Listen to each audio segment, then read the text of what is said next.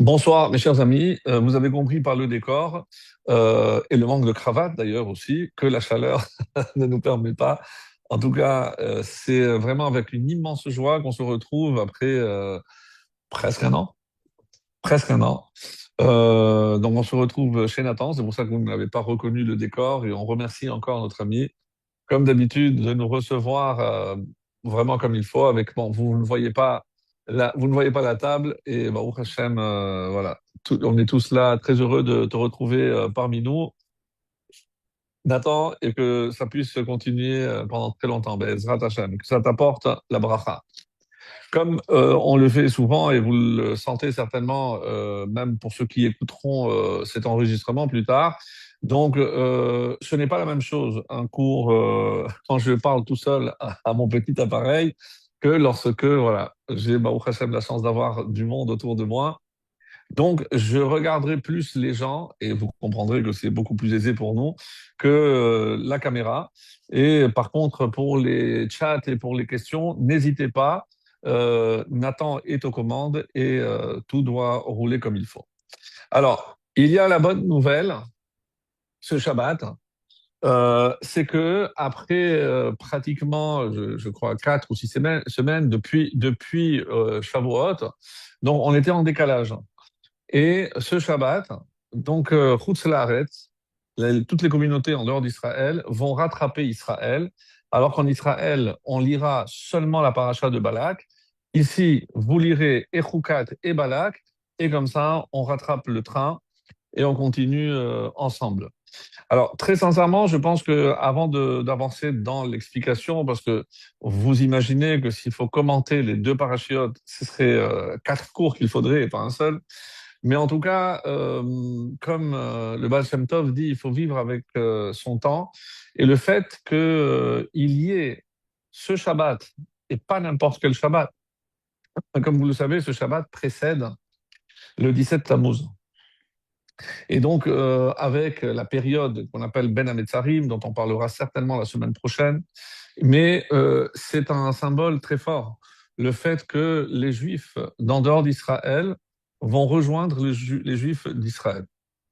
Alors, c'est vrai que c'est à travers la paracha, mais je pense que c'est un symbole très fort parce que on était un peu distanciés et séparés, alors que maintenant, grâce à la lecture de ces deux parachiotes, eh bien, on va continuer ensemble et c'est un beau symbole d'union, Baruch Hashem. Donc ça, c'était vraiment une petite introduction. Alors, deux parachiotes, évidemment, qui nécessiteraient chacune d'elles beaucoup de temps pour essayer d'approfondir certains aspects. La paracha de Choukat, qui contient beaucoup de thèmes, donc comme on les a déjà vus par le passé, donc on commence par la vache rousse, comme vous le savez. Ensuite, dans cette paracha, on va assister à la mort de Myriam, la mort de Aharon et l'épisode qu'on appelle donc Meriva, les eaux de la dispute, qui malheureusement, comme vous l'imaginez, ben, cet épisode va condamner Moshe à ne pas rentrer en Israël. Donc, en fait, cette semaine, dans la paracha de Choukat, on va perdre les 3 piliers qui nous ont accompagnés tout au long et toute la traversée du désert. Et on va en parler parce que je pense on s'est jamais vraiment arrêté sur la mort de Myriam, que je voudrais vraiment analyser avec vous et vous allez découvrir des choses assez étonnantes concernant ce fameux BR. Alors, je commence déjà par quelques questions et vous allez comprendre. Alors, je sais que vous allez être déçus, mais il y a des questions auxquelles je n'ai pas de réponse. Ah, je sais que mon ami Ludo, il me regarde déjà avec sa tête. Oui, il me dit non. Mais, ouais. Mais sincèrement, mais, et c'est pas faute d'avoir essayé. Alors, c'est vrai que je n'ai pas tout mon matériel, mais j'ai essayé de trouver, etc. Sincèrement, personne n'en parle. De quoi s'agit-il? Alors, concernant la mort de Myriam, je commence par 2 questions. Il se trouve qu'au moment où Myriam est morte, qui l'a accompagnée à sa dernière demeure? Il y avait Moshe, bravo, et Aaron. Où est son mari, Caleb? Où sont les autres fils? Hour, d'accord, il était mort, mais où sont les autres enfants? Où est le clan d'Israël? Comment expliquer que personne n'assiste à l'enterrement de Myriam, à Nevia? Mais c'est pas tout. Parce que la première question concerne la présence de Aharon. Vous rappelez qu'il est Kohen Gadol. Est-ce qu'il peut se rendre impur pour son père et sa mère? À plus forte raison, pas pour sa sœur. Qu'est-ce qu'il fait là? Qu'est-ce qu'il fait là? Alors on ferme les yeux parce que c'est Aaron et que Moshe lui a donné peut-être une autorisation particulière. On ne sait pas. La question est très pertinente. À celle-là, j'ai une réponse. Ne me regarde pas comme ça. À celle-là, j'ai une réponse. Par contre, Myriam meurt accompagnée que de Moshe et d'Aaron. Aaron, que de Moshe et Elazar, puisqu'il a enlevé ses habits, il les a donnés. Et quand on voit ce que le Midrash rapporte au sujet de Aaron, on a les larmes. Parce que Moshe vient le chercher, Moshe lui dit, Aaron, viens, tu dois me suivre à la montagne. Il y a ton fils aussi qui nous accompagne. Alors, attends, j'enlève les vêtements. Il ne peut pas sortir avec les vêtements. Non, non, non. Hachem a donné des instructions. Tu viens avec les habits de Kohen Gadol. Tiens, bizarre. Et quand il commence à marcher, Aaron se tourne vers Moshe et il lui dit, pas avec les mots que je vais dire, dis-moi frérot, je vais mourir. Et Moshe le regarde avec beaucoup de tristesse. Il lui dit, c'est toi qui l'as dit. Mais oui. Pourquoi tu m'as pas dit? Je vais pas donné les codes d'accès à la banque à ma femme. Je ne sais pas comment elle va faire. Mais j'ai pas pu dire au revoir à mes enfants.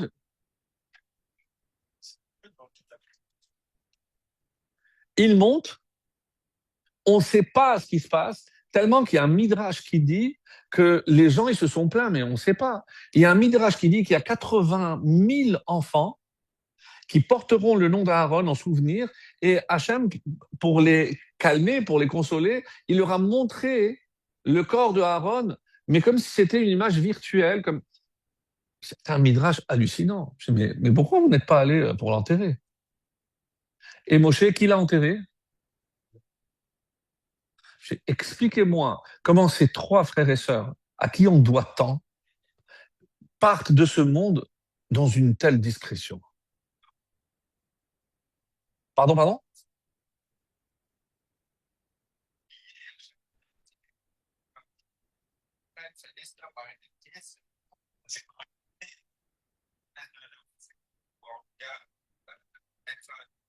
Alors, on m'a reproché de ne pas reprendre parce que forcément on t'écoute pas, donc je vais reprendre tes propos. Alors, moi, la réponse pour Moshe, elle est connue. Parce que si on avait connu l'endroit de sa sépulture, on en aurait fait à Vodazara, etc. Ça, c'est clair. Bon, il n'y a pas de discussion. Mais pour Moshe, pour Aaron et Myriam, sincèrement, je m'excuse, mais je ne vois pas. Toi, tu dis, non, parce que ça aurait, mais c'est pas plus triste. Est-ce que tu sais que la souffrance d'une personne qui n'a pas pu récupérer le corps d'un être parce qu'il a disparu ou parce qu'on ne sait pas, c'est terrible. Donc, et on rend, il y a des mitzvot, de l'Evaya. Donc, on doit fermer, lorsque c'est un Talmid Racham, on ferme tout, on arrête d'étudier pour accompagner le corps. Alors, à plus forte raison, tout le monde lui était redevable. Avec tout le bien qu'il a fait, eh ben, Chesed chez les maîtres, c'est ce que je fais avec un mort. Donc, c'est pour le respect qui est dû au corps.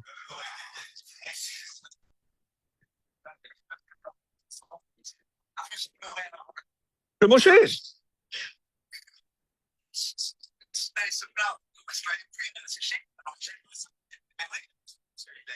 bravo.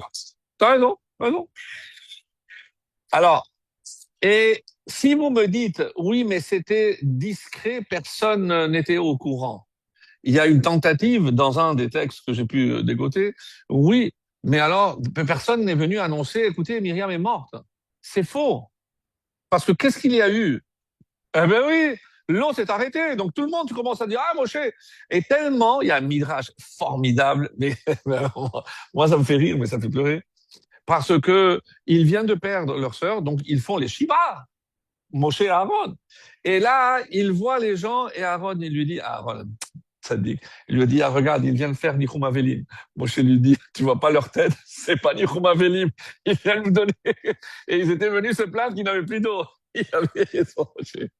Non, il faut croire qu'il y a des choses qui ne changent pas. Bien, Nara, il a dit, mais tu vois pas leur tête. Tu crois qu'ils viennent pour Nichum Avelim? Non. Mais ce qui est beau, c'est qu'Aaron, jusqu'à la fin, il ne voyait que le bien. C'est exceptionnel. Moshe, c'est le Hémet. Donc lui, il voit des choses, il sait. Donc il ne peut pas faire semblant. Bon.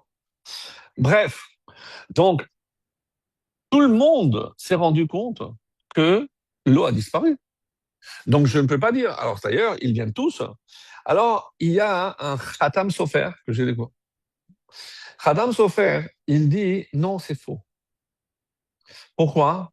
Parce que d'après le Zohar, d'après la Kabbalah, lorsque un juif meurt, pendant les 7 jours, le corps, la neshama reste attaché là où il y a le corps.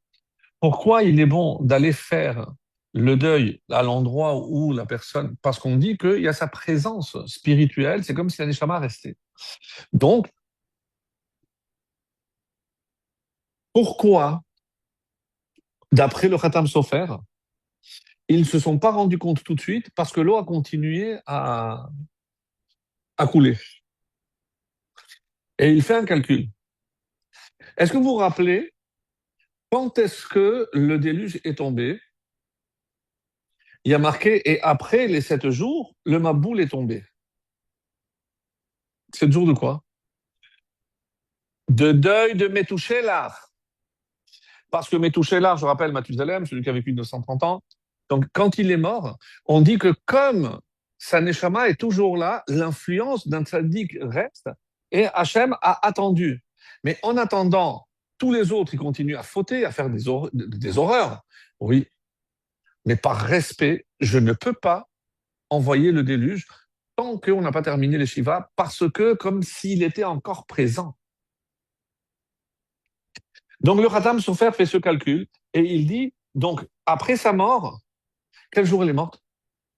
D'après Jonathan Ben Uziel, il fait un calcul, il dit qu'elle est morte le 10 Nissan. Le 10 Nissan. Donc le 10 Nissan, elle meurt. Donc si l'influence reste 7 jours, donc jusqu'au 17, ils ne se sont pas rendus compte qu'il manquait de l'eau. C'est ça, c'est terrible. Attends, tu vas voir la suite, c'est encore pire. Attends. Donc, oui, c'est-à-dire, par le mérite, bravo, par le mérite de sa neshama, c'est Pratam Sofer. Tout le monde n'est pas d'accord. Tout le monde dit, regarde les Midrashim, ils disent non, elle est morte, tout de suite, il n'y avait pas eu d'eau. Le Khatam Sofer s'appuie sur l'exemple de Metouchela pour nous expliquer que non. Parce que là, et c'est très beau, sincèrement, c'est magnifique. C'est-à-dire que l'influence de la Neshama, ça dure 7 jours. Donc, pendant ces 7 jours, tout continue comme elle est là. Donc, l'eau continue à couler. C'est-à-dire qu'ils avaient telle unité que le peuple ne se rendait pas compte de leur grandeur.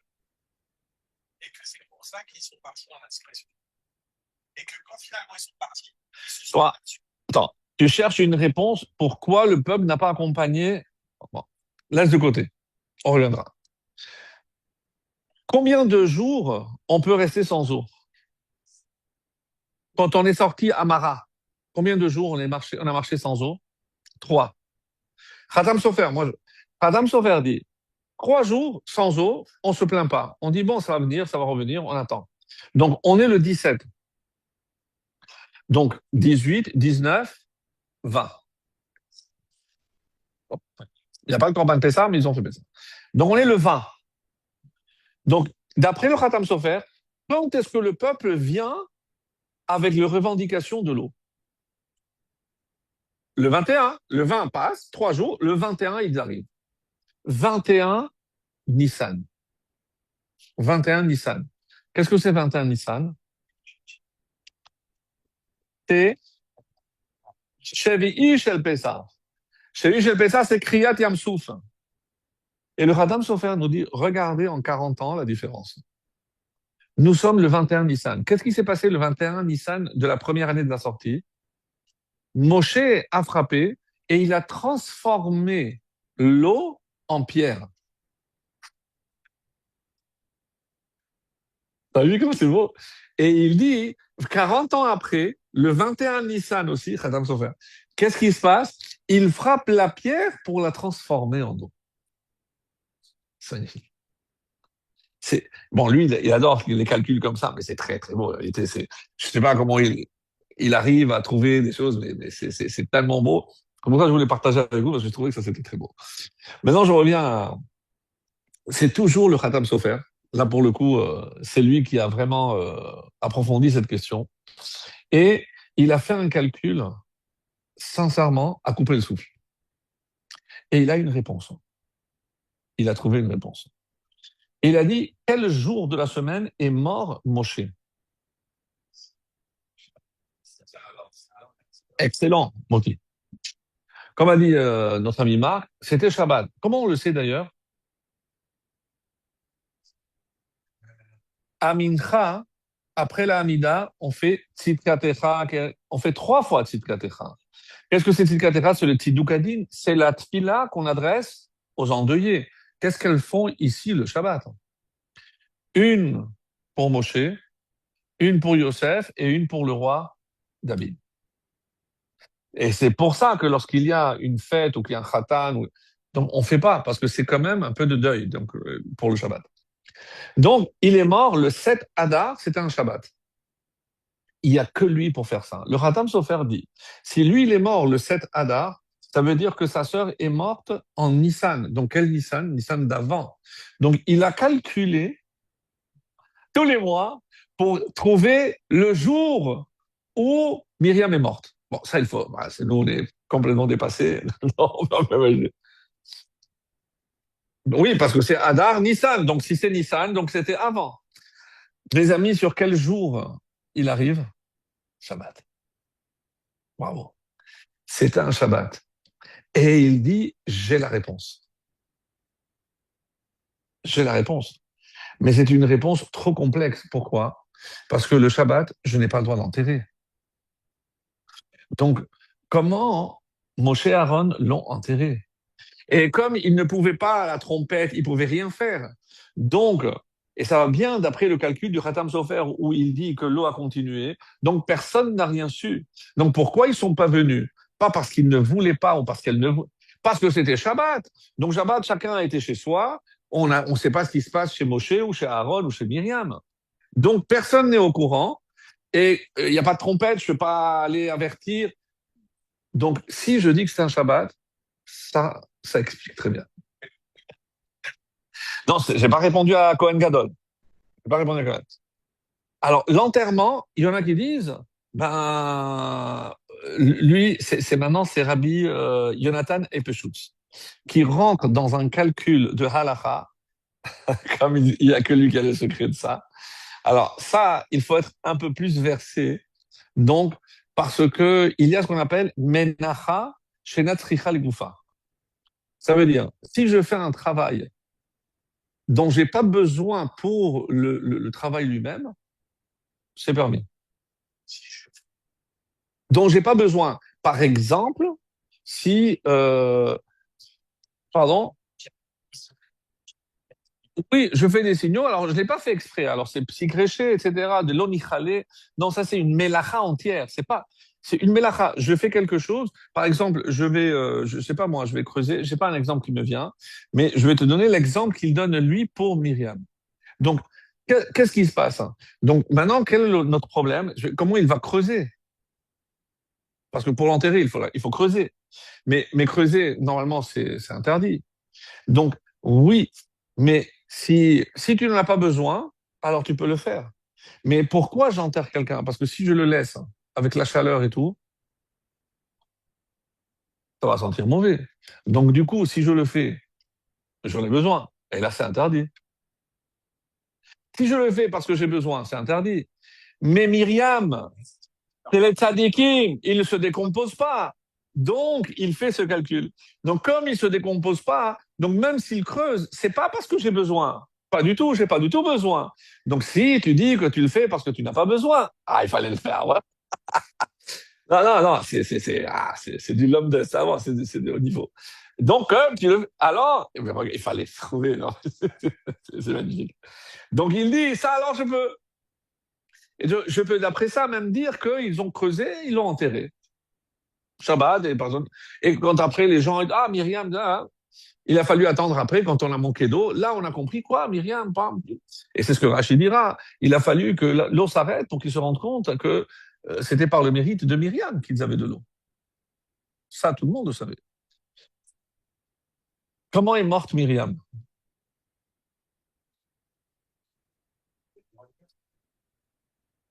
Un AVC, une crise cardiaque. Pardon? Bravo. Bah. Il y a ce qu'on appelle mitat neshika. C'est la mort par le baiser. L'Agmara rapporte qu'il y a eu 5 personnes qui sont mortes comme ça. Abraham, Yitzhak, Yaakov, Moshe et Aaron. 5 personnes. Alors, on dit, mais comment on aurait inclus Moshe et Aaron et pas Myriam? Alors, les commentaires très beaux disent, oui, alors pourquoi c'est pas écrit? Par pudeur, par sniout. Parce que comme c'est une femme, on va pas dire qu'Hachem, il a embrassé une femme. C'est que pour ça. Oui, c'est très, très fin. Très, très fin. C'est-à-dire, regardez jusqu'où on fait attention à comment on exprime les choses. Mais nous, on est tellement dépassés, sincèrement, il y a de quoi apprendre. Oui, mais parler d'une femme et parler d'un baiser, voilà, c'est pour elle. Pour elle. Donc, du coup, quelle est la différence alors si je dis qu'il y avait Mitat Neshika? Mitat Neshika, c'est la mort par le baiser. Révolutionnaire. Et c'est lié directement avec Para Adouma.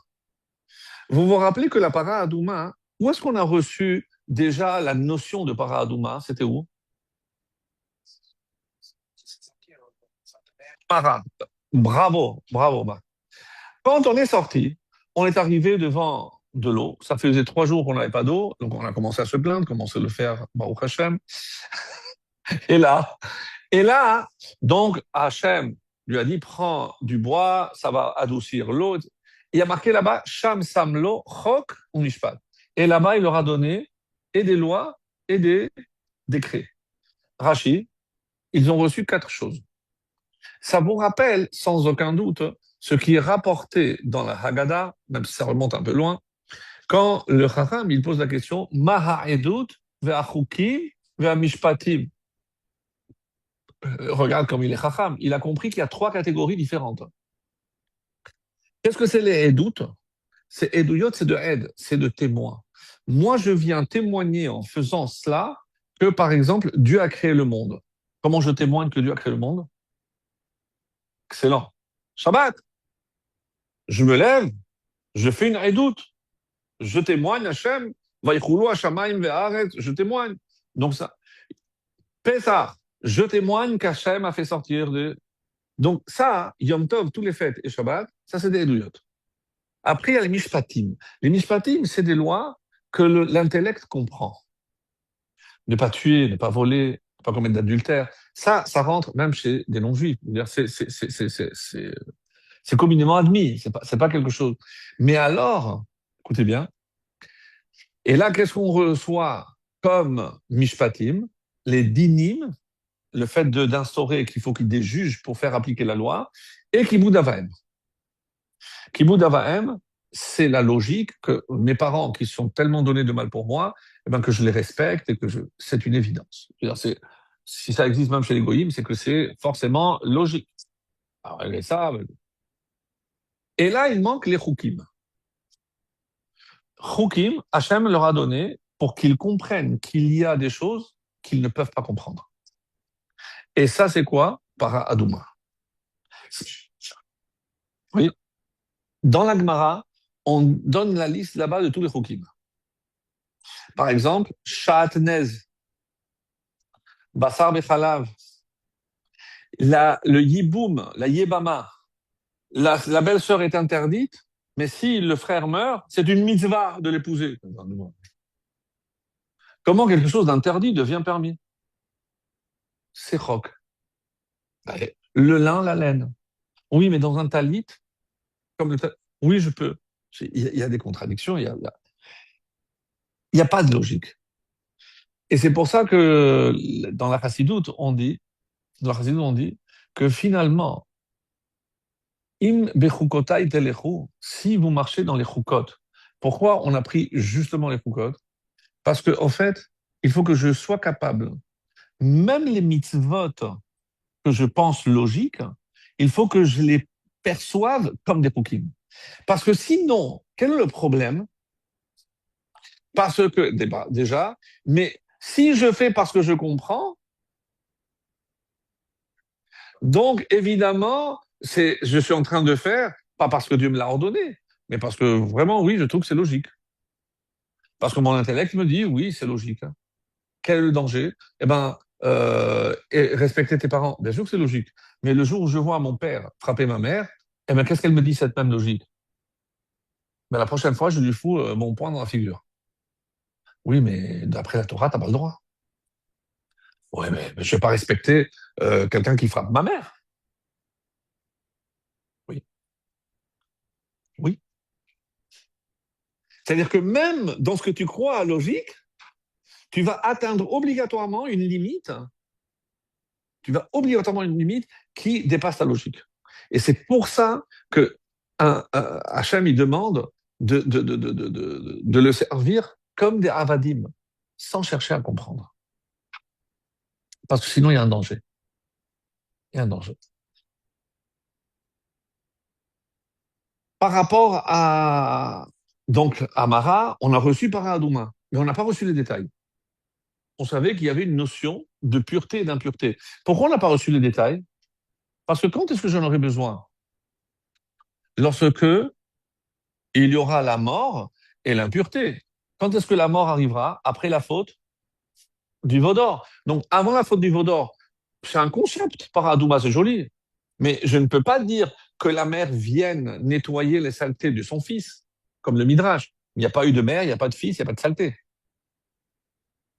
Donc, c'est un concept complètement illogique. Il y a un concept, une notion qui s'appelle paradouma. Là, on arrive dans cette paracha, et là, on commence à comprendre qu'il y a, oui, énormément de décrets. Là, par exemple, quel âge doit avoir la paradouma, d'après la Mishnah? Razak, ça c'est d'après les Chachamim. Et Rabbi Eliezer, qu'est-ce qu'il dit? Il est bon, il est bon. D'après Rabbi Eliezer, 2 ans. D'après les Chachamim, 3 ans. Nous sommes dans le désert. Quand est-ce qu'on a reçu l'ordre de faire la paradouma? La 40e année?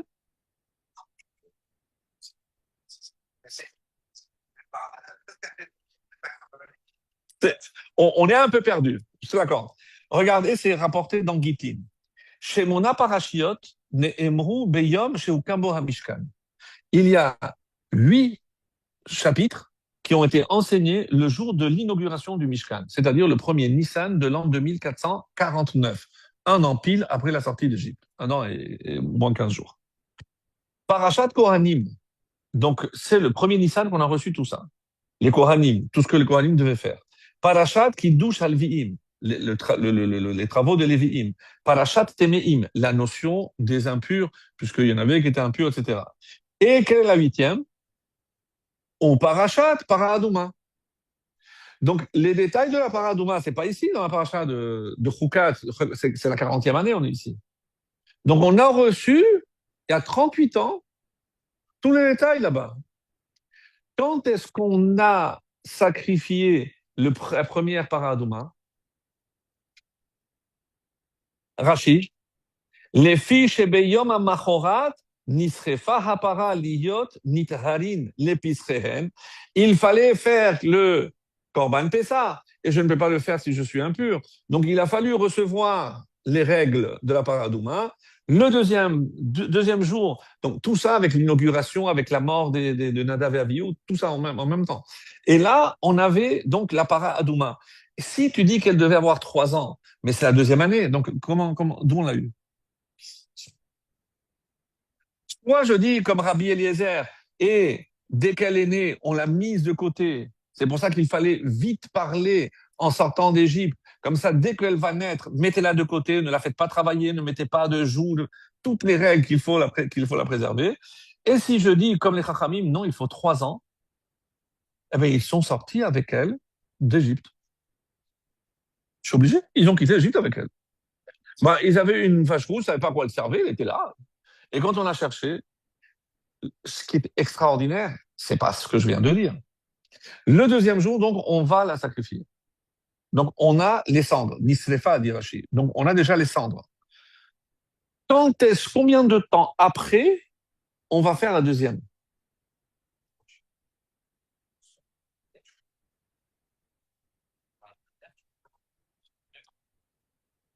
À l'époque du premier temple, c'est à l'époque de Ezra. Ezra va faire la deuxième. C'est-à-dire, si je fais un calcul rapide, Ezra, c'est le retour pour le deuxième temple. Ezra et Nehemia, c'est le retour pour le deuxième temple, pas le premier. Donc, 480 ans, 480 ans depuis l'entrée en Israël jusqu'à la construction du temple.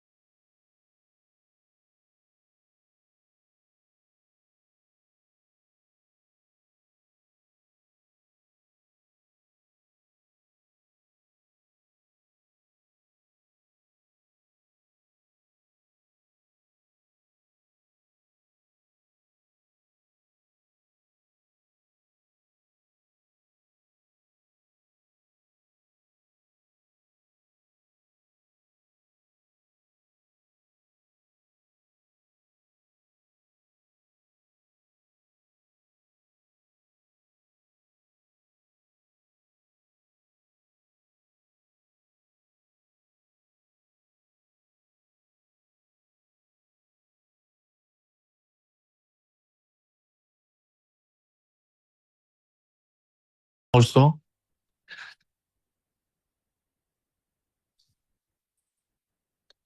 Donc, comme on a dit, et on reprend, donc 960 ans depuis celle de Moshe, et tout le monde est d'accord pour dire que ça a tenu par miracle. C'est pas possible qu'une seule vache donne des cendres pour pratiquement 1000 ans. C'est impossible. Et que pour 400 ans, j'ai besoin de 7. En sachant que dans chaque vache rousse, il fallait prendre des restes des cendres de Moshe pour les mélanger. Pour- Non. Pourquoi? Parce que comme Moshe a été le seul à comprendre des secrets de la vache rousse, c'est-à-dire qu'au moment où ils l'ont sacrifié, ce niveau ne pourra jamais être atteint. Du coup, il fallait prendre toujours des restes pour les mettre dans les autres. Donc, en plus, tu me compliques. Ça veut dire que non seulement il a fallu que ça tienne 1000 ans, mais il faut qu'il y ait des restes pour que tous les autres aient. Et donc, au total, il y en aura 9. Et la dixième, évidemment, il faudra retrouver, la Tinsenet cachée de celle de Moshe. Parce qu'il y a ça et la manne. Il y a deux bocaux qu'on doit retrouver. Là, si vous avez entendu, il y a une qui correspond 100% à tous les critères, qui est née il y a quelque temps en Israël. Et alors, il y a des rabbinimes qui sont allés vérifier, etc. Apparemment, ça correspond à 100%. Donc, elle est préservée, elle est cachée. Ils l'ont mis de côté pour ne pas qu'elle se blesse, pour ne pas. Ouais. Hôtel 5 étoiles.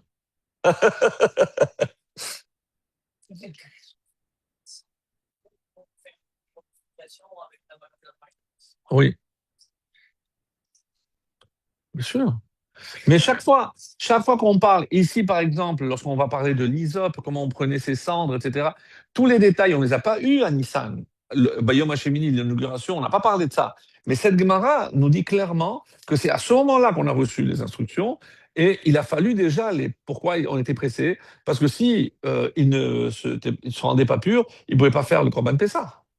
Et ça, c'est pour tout le monde. Donc, on était obligé de le faire. On était obligé de le faire. Donc, ça, c'est par rapport à ce qui est écrit. Et maintenant, dans une autre Gemara, Moed Katan, on pose la question, pourquoi on a juxtaposé tout ce qui touche la vache rousse et la mort, puisque ça c'est suivi de la mort de Myriam? La réponse, vous la connaissez, mais c'est bien de l'écouter. Lama nifnecha mitat Myriam le parashat paradouma. Pourquoi donc on a juxtaposé? Lomar lecha, ça vient t'enseigner. Ma paradouma mechaperet, de la même façon que les cendres de la vache rousse expient, af mitatan shel tzadikim mechaperet. C'est connu, c'est une réponse connue, on l'apprend de Myriam.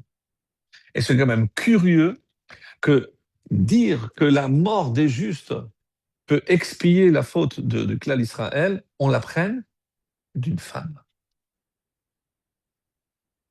C'est quand même le comble. Mitat tzadikim, je vous ai lu parce que c'était pour vous montrer que chez nous, il n'y a pas de... Donc, je reviens maintenant à Mitat Neshika, parce que je n'ai pas terminé ce point-là. Parce que évidemment, c'est lié. Donc, s'il n'y avait pas eu la vache, la faute du veau d'or, est-ce que ça veut dire qu'on aurait tous été immortels? Alors nous, on a toujours cru qu'au moment où on a reçu la Torah, Cherut mimal achamavet. Mais Cherut mimal achamavet, est-ce que ça veut dire qu'on est immortel? Mitat neshika hazako alors. Parce que la seule mort qui aurait existé, c'est Mitat neshika.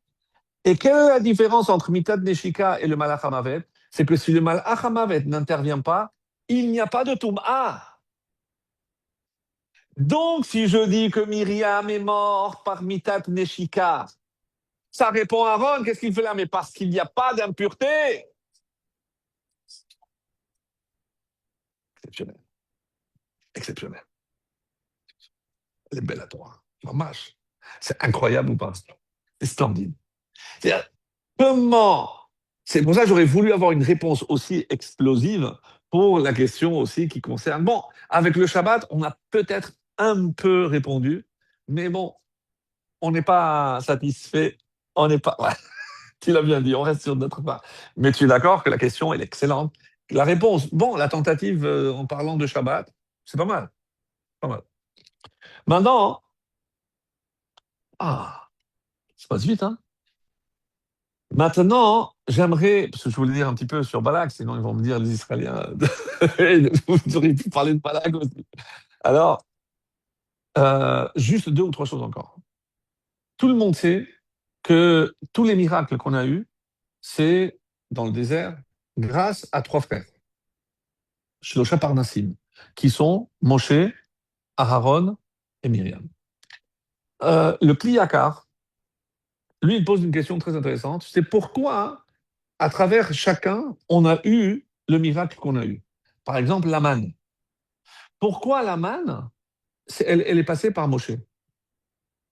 Parce que Moshe, s'il nous a donné la Torah, qui est la nourriture spirituelle, il devait aussi nous donner la nourriture matérielle. Et donc, le rôle de Moshe, c'est de nous enseigner la Torah. Et pour mieux comprendre la Torah, c'est grâce à la manne. Lo nitna Torah ela leochle aman. C'est clairement écrit, donc je n'invente pas. Attends. Allez, aïe, aïe, aïe. Alors, maintenant Aaron. Aaron. Aaron, c'est l'anané kavod. L'anané kavod, chez nous, avant de parler de protection, quand on parlait toujours d'un anan, ça symbolisait quoi? La Shekhina. C'est lent. C'est la Shekhina. Et donc, qu'est-ce qui ramène la Shekhina? Si un juif faute, ça éloigne la Shekhina. Mais grâce à Aaron et au Korbanot, donc il fait la kapara, et c'est quoi le résultat? C'est qu'il ramène la Shekhina. Donc c'était logique que lui soit précisément l'intermédiaire par lequel soit arrivé ces nuées qui le protègent. Magnifique. Kliakan, truc, ouais, quand il fait. Et on arrive à Myriam.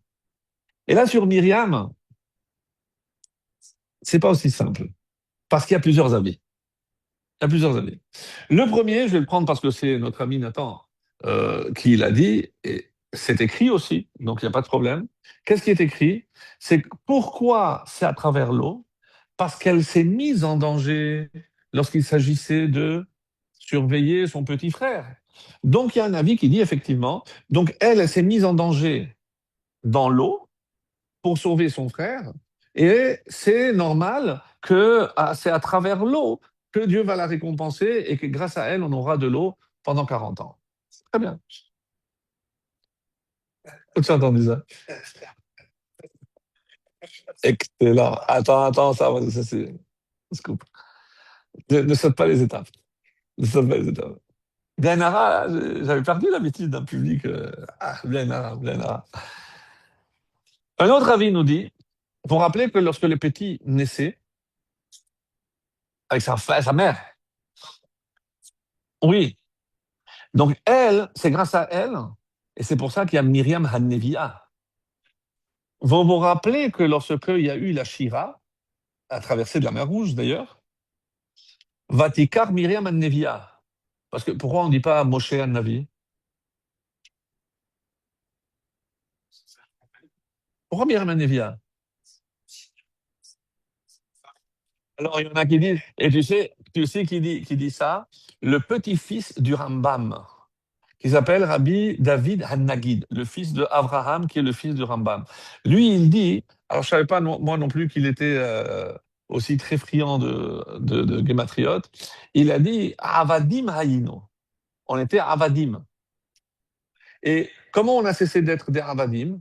Alors il dit Avadim, Gematria 126. Et qu'est-ce qui a fait qu'on a cessé d'être des esclaves? C'est par le mérite d'une personne qui a vécu 126 ans. Qui a vécu 126? Myriam. Moshe est mort à 120 ans, Aaron à 123 et Myriam 126.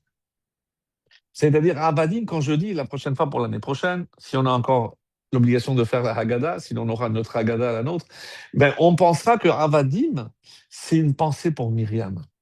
Parce que c'est grâce à elle qu'on est sorti, grâce à elle que son père a repris sa mère, qu'on a mis au monde Moshe, etc. Donc elle est véritablement, et c'est ça Hanevia. Sinon, on ne serait pas là. Plus encore. Avec quoi elle a chanté? Les tambourins, les topim. Et, et elle les a fabriqués dans le désert?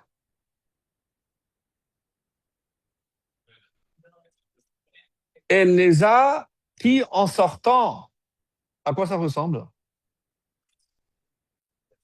Quand on sort une année de sécheresse, on doit faire des prières pour la pluie. À quoi je reconnais celui qui a la plus grande émouna? C'est le seul qui a pris le parapluie.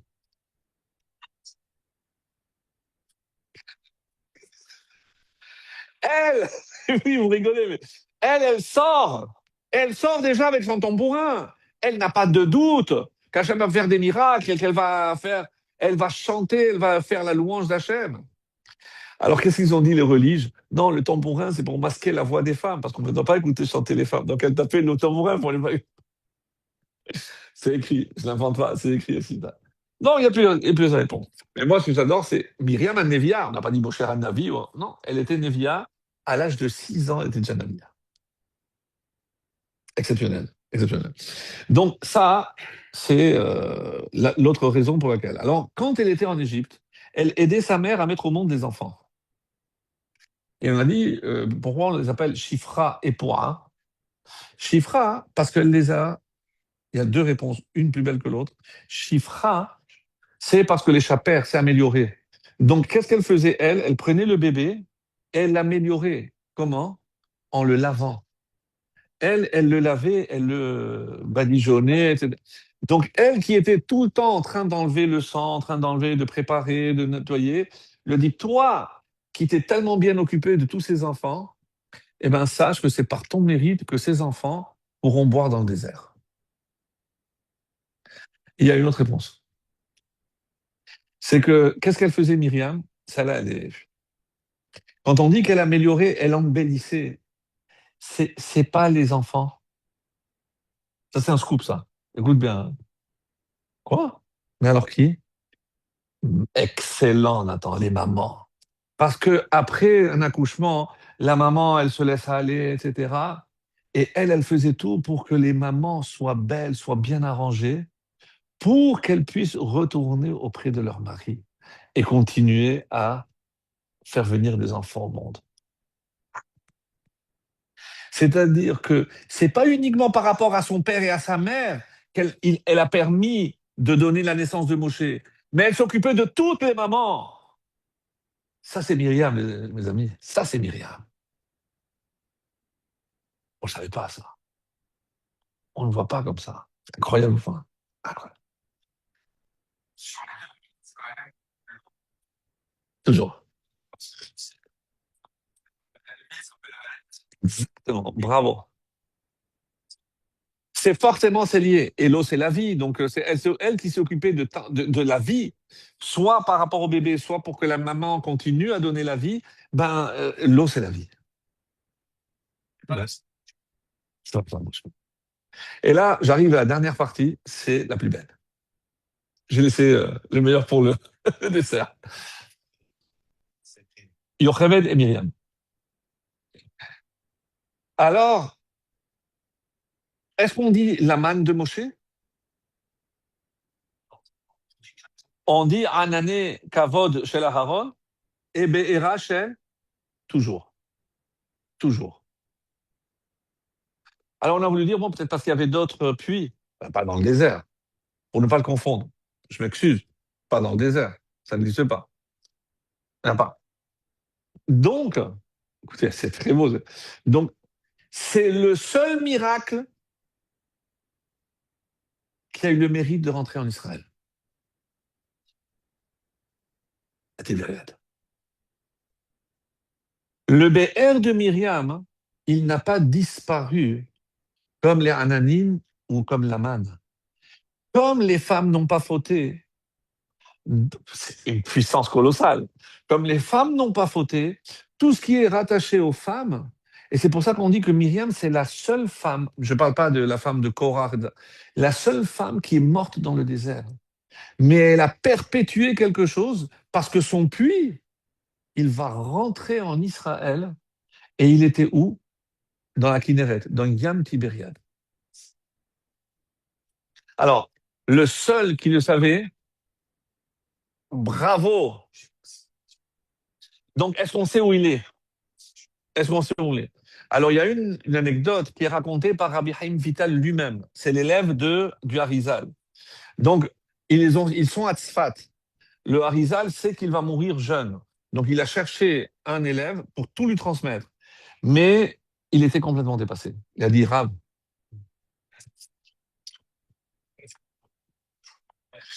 en attendant que notre ami Elon Musk développe la puce, tu as entendu ça ou pas?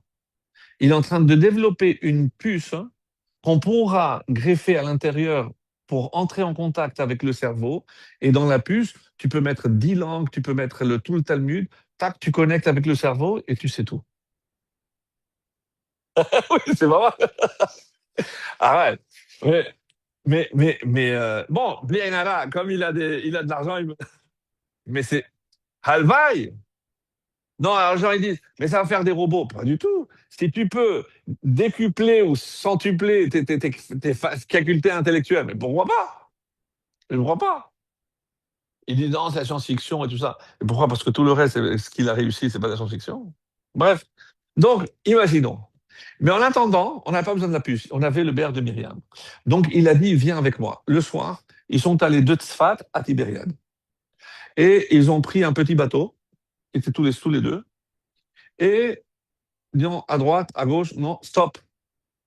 Il a pris un verre, il a pris, il a dit, la Biarritz, la pollution, je sais pas. Il n'y a pas de pollution à l'époque. Et il a pris le verre, il a bu. tout ce qu'il avait emmagasiné, il a compris.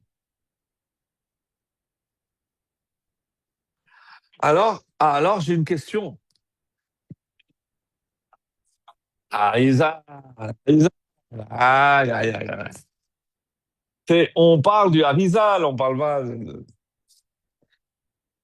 Harizal. C'est le 17e siècle. Hein. Atzfad, on est Atzfad, on est Atzfad. Donc, parmi les, les facultés exceptionnelles de ce puits, je vous la fais courte parce qu'il y a beaucoup d'exemples, où on dit que si on avait l'eau du lac de Tibériade, du BR de Myriam, on pouvait guérir de la lèpre ou de toutes sortes d'affections. Ça guérissait tout. Hein? Parce qu'elle était pas malade. Ah, alors voilà. On dit que elle, c'est la première qui a eu la lèpre. Mais il y a autre chose aussi très triste. Ça, par contre, il y a, elle, c'est la première qui a eu la lèpre dans toute l'histoire. Et comme elle a guéri, elle a demandé que l'eau par laquelle le peuple juif allait étancher sa soif puisse aussi servir pour guérir. Et il y a l'histoire de Naaman, mais lui, il était à côté du Yarden, et on a demandé au puits de venir jusqu'au Yarden. Ils ont créé le truc, il s'est trempé dans le Yarden, il est sorti, nickel. Naaman, c'est pas- celui qui a tué le roi. Il a tué un roi. Bon, tu vois. C'est une haftara, c'est haftara. Tout ça pour nous dire toutes les facultés de ce puits. Donc la sagesse, la réfoua. Mais d'où elle a eu tous ces mérites? Extrêmement puissant. Déjà, nous, on croyait que dans le désert, ça suffisait donc pour boire. Mais non, c'est pour ça qu'il n'y a pas de malades. C'est parce qu'ils avaient le puits de Myriam. Il n'y avait pas de malades.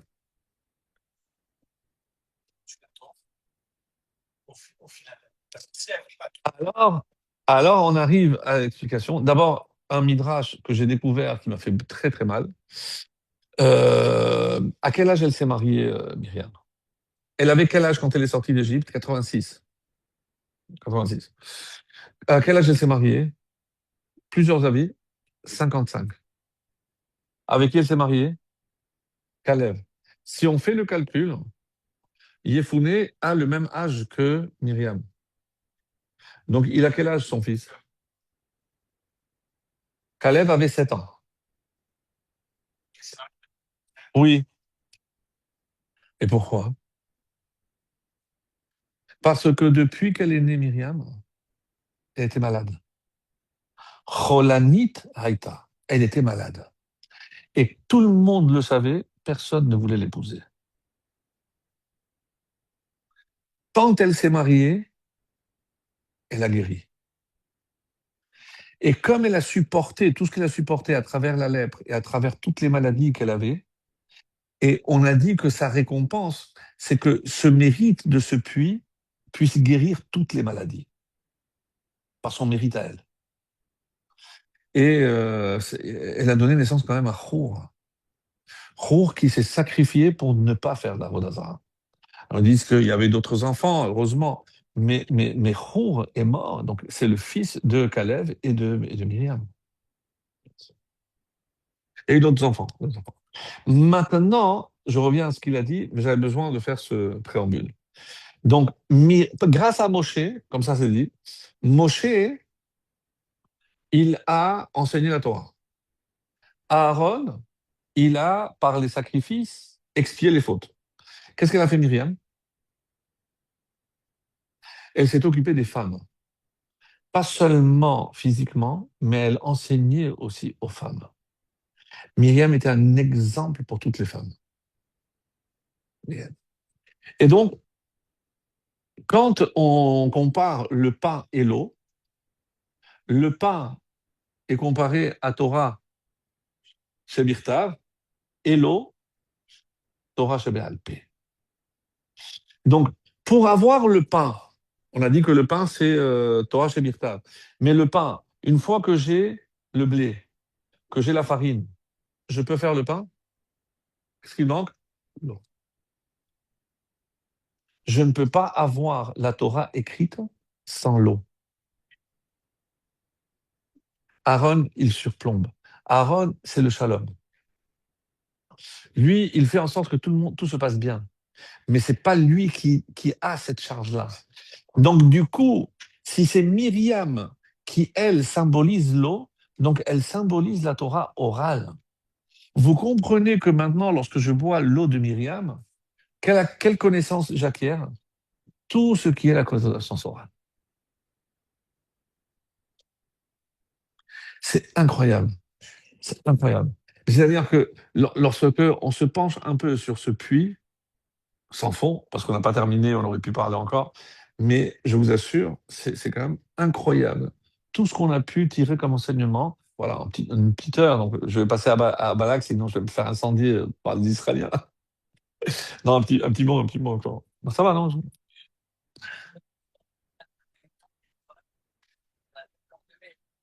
Alors, ça, c'est tzaddik veralo.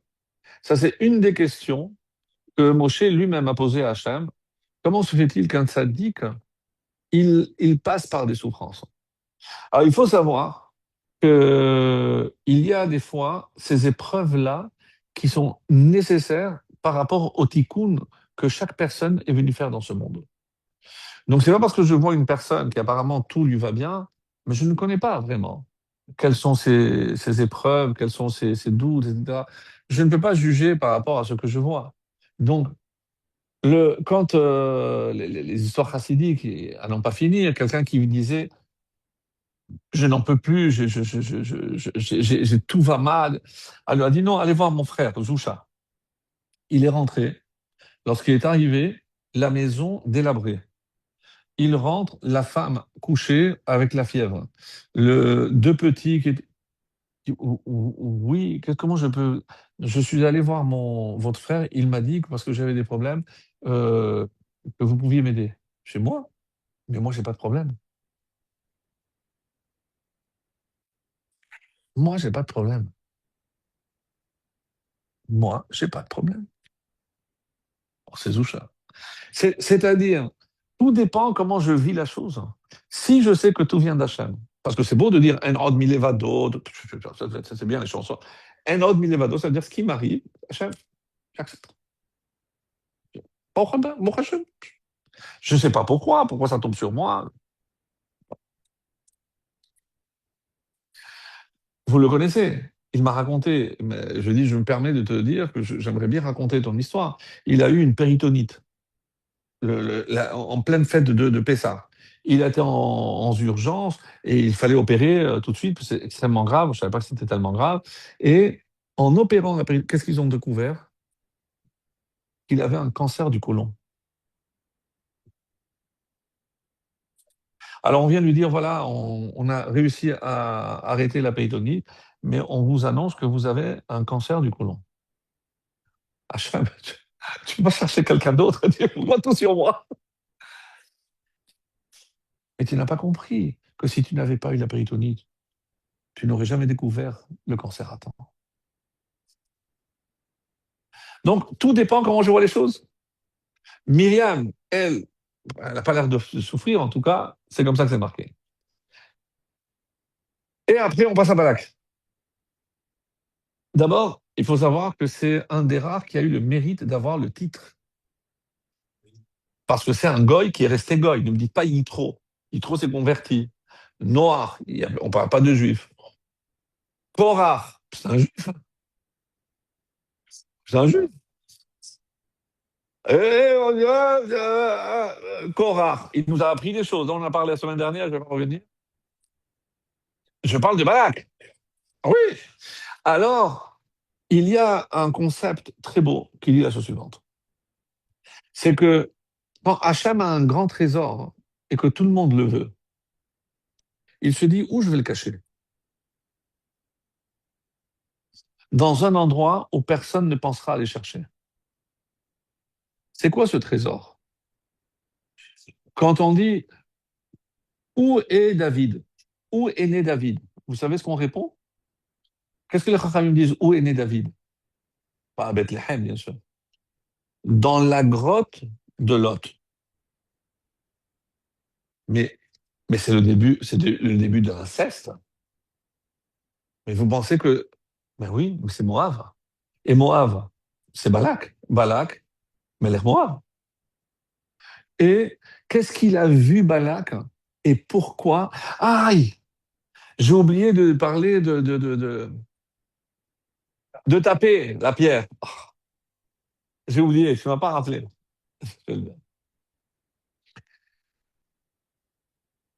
La pierre, c'est pour sortir de l'eau.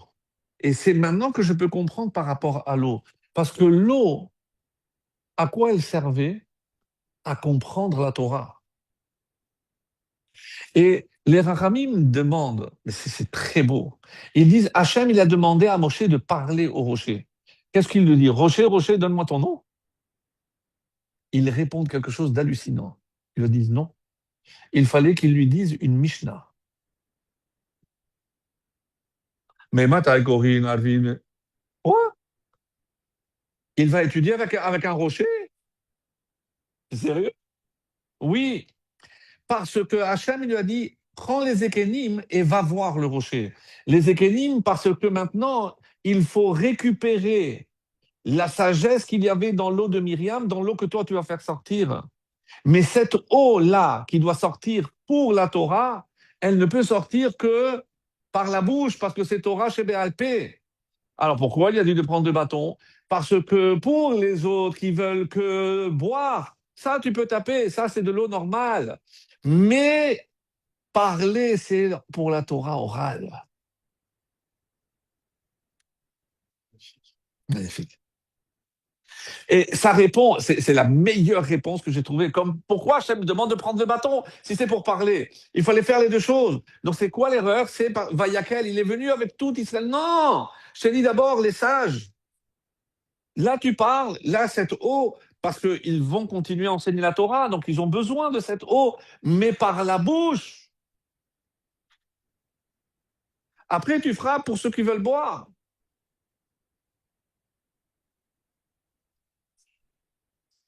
Exceptionnel, exceptionnel. Balak, Vayar Balak, qu'est-ce qu'il a vu? Il a vu qu'Israël a... Oubliez tout ça. Zohar. Zohar, direct. Il a vu qu'il allait, lui, mettre au monde le roi d'Israël et le Mashiach. Il a dit, non, ça, c'est pas possible. Hachem, tu peux pas me faire ça.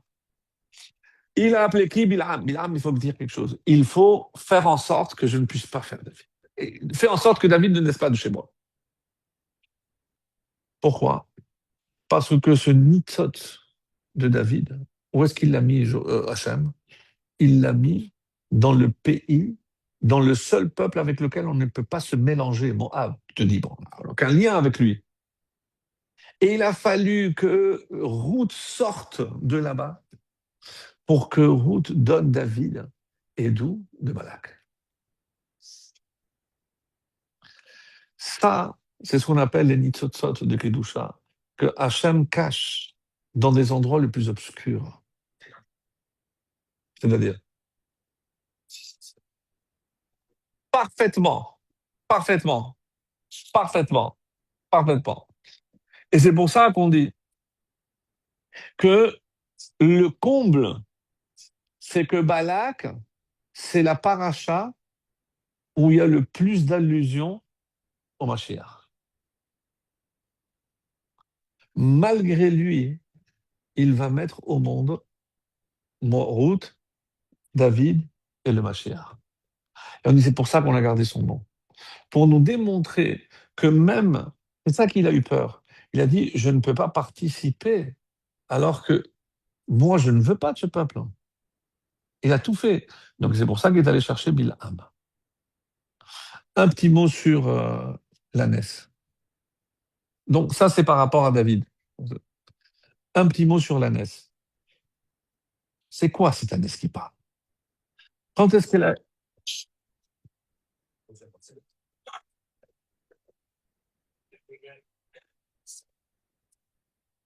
Quand, quand est-ce qu'elle a été créée, cette ânesse?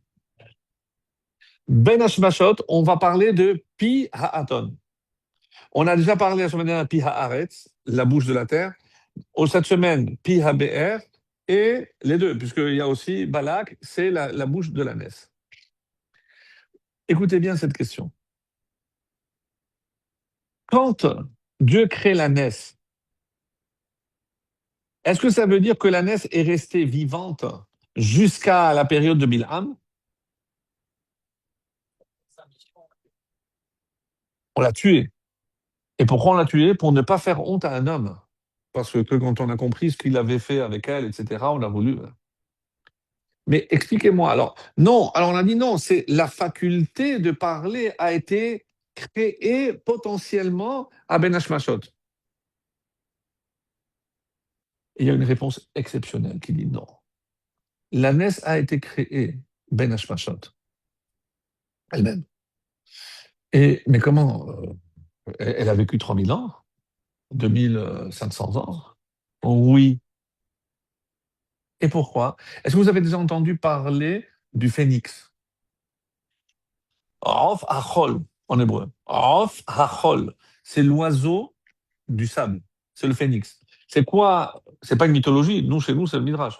Qu'est-ce qui s'est passé avec le phénix? On dit que tous les 1000 ans, il brûle et il renaît de ses cendres. En fait, donc, il est mortel. Il est immortel. Comment c'est possible qu'il soit immortel? Parce que quand Chava a distribué la nourriture à tous les animaux pour qu'ils meurent aussi, le phénix s'est perdu dans les hauteurs et il était en train de voir le panorama et il a loupé. Donc le phénix n'a pas mangé du fruit défendu, donc il était éternel. Quand est-ce qu'ils ont mangé? Le vendredi. Quand est-ce que la messe a été créée? La fin du vendredi. Donc après que tous les autres animaux aient mangé. Donc elle n'a pas mangé du fruit. Donc elle est mortelle. Ça, attends. Et après, on va nous dire, ça c'est la note, regarde bien. Et cette ânesse a mis au monde un petit anon que l'on connaît bien, parce que Rachid nous sort un midrash qui nous laisse vraiment pantois. Il nous dit, quand Moshe il a pris sa femme et ses enfants, il les a vayadkivem à la chamor. Il les a placés sur l'âne. Rachid, c'est l'âne d'Abraham, hein, et c'est l'âne du Mashiach. Ah, dis-moi. Non, sa mort, c'est la matérialité. Non, c'est l'âne. Mais de qui cet âne? Qui était la maman de cet âne? L'ânesse. Donc il est immortel. Et ce sera le même pour Mashiach. Ani et Rochev al-Hamor.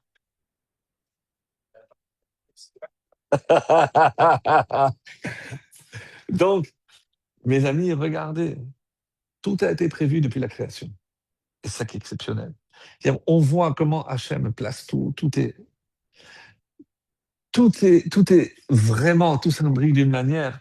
Et quand on voit et on approfondit, on voit que, encore une fois, c'est pas le passé, c'est pas l'histoire de nos ancêtres les Hébreux. C'est que chaque page, chaque paracha nous dévoile des secrets d'une beauté vraiment inouïe. J'espère juste avoir réussi à vous transmettre parce que véritablement, il y avait des choses extrêmement belles, vraiment extrêmement belles. Donc, j'ai pas eu le temps de tout dire, mais Ezrat Hashem, on aura d'autres occasions. En tout cas, merci infiniment. Que Hashem fasse que la NES, ou la NES elle est morte, mais que cet âne se, se manifeste le plus vite possible, Ezrat Hashem. Et évidemment, le descendant de Balak, le descendant de David, se manifeste aussi au plus vite. Ezrat Hashem.